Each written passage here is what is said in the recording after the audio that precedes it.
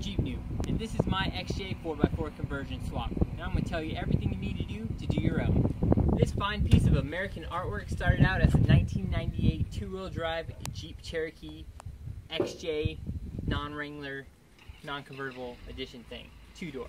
Basically what you're going to need to do is you need to source yourself a four-wheel drive transfer case, transmission, front axle, front and rear drive shafts, and all the linkages to get your 4x4 conversion done up front. I picked all mine from 1994 and had to cross over some of the wiring, but everything else pretty much matched up. Just make sure you get the right gear ratio on the front or rear, or else you'll get all twisty and shit just won't work right. Layman's terms. What we did up front was we tossed in the axle. I got a ZJ tie rod from, I think it was a 1998 ZJ with a V8 engine. I think the pre-98 ones work. I put in a JK steering stabilizer because I had one around and it was brand new and the other one was just beat. I just had to replace this bolt right here. I also have a rock crawler track bar with a rock crawler drop bracket over there. And then I picked up some 4.5-inch Rubicon Express coils from Amazon for like 60 bucks. So that pretty much knocked out the front. Also, I used JK front brakes because I already had them just lying around from all the other JK builds we seem to do around here. So I just had to grind down some of the front portion to make it fit on the caliper end, but everything else worked with some slight bending, and they're like 6 inches longer than stock.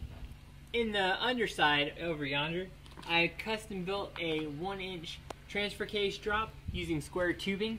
Got that set up to help my drive lines get squared away, and I also did some Terraflex front lower control arms to help with the front drive shaft angles. In the back, I'm running 3.5-inch Rubicon Express leaf spring packs, and I also have Rubicon Express front and rear shocks, which will help me for the 4.5-inch lift. In the back for the brake line, I'm running I believe it's a 1998 Dodge Dakota brake line because it's about 6 inches longer. If you want your XJ to go hard, well, don't you worry your pretty little face, because all you got to do is get you out a pair of scissors, make you a little couple cuts, and you can fit anything bigger than basically a 29-inch tire on here. We're running 35s, which are basically measure out to like 32, maybe 31 with this bald tread up front, but they're just rollers for now, just to kind of get us around. One thing you do kind of have to worry about is cutting this back here. People say if you cut off the pinch welds, you're going to be in trouble. I cut them off.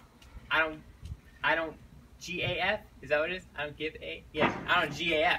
Anyways, I'll probably figure something out back there. Anyways, I am also running JK wheels, which did require an adapter. I know a bunch of people were like, hey, don't you have to run an adapter to do that? And I was like, yes, I'm obviously doing that because that's how I'm doing it. JK wheels are 5x5 bolt pattern, and XJ's like TJs are all 5x4.5. So that's kind of the setup we're running, and we got everything on. Just got to tighten up and tweak a couple things, get out there and test all the compressions and stuff. I'll probably have to cut a bit more for the 35s because I'm only on 4.5 inches of lift. But that's where she's at now. Stay tuned next week. We're going to get her out to the, well, stay tuned for the video after next week, and we're going to take it out to the Rock Crawl Park and have some fun at Hidden Falls. Next week, we're going to go out and show you some videos of us actually testing out the limits of the suspension. Stay tuned for that also. Alright guys, see you on the flip side, and have a good week. Jeep Noob style.